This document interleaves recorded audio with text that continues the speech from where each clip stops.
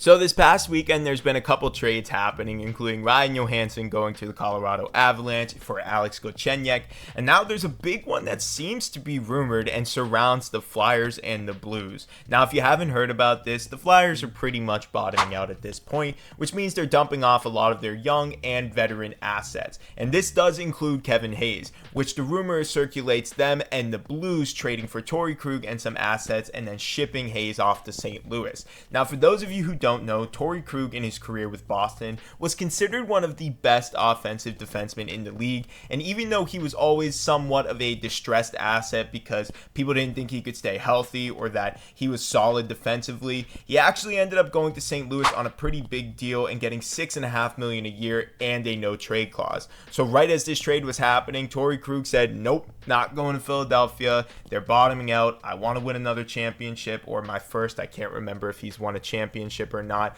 but he basically was like, I need to get a championship and I'm not going to be doing it with the Flyers considering their state. So now they're in limbo with this trade because the Blues have an asset that's making $6.5 million a year, and they can't really acquire Kevin Hayes if they can't move on from Torey Krug. Now, can the Blues and the Flyers find a third team that would be willing to get Torey Krug to? Well, you would have to find a competing team that wants a 34-year-old guy who, I don't want to say he's washed at this point, but he's definitely not the player that he once was.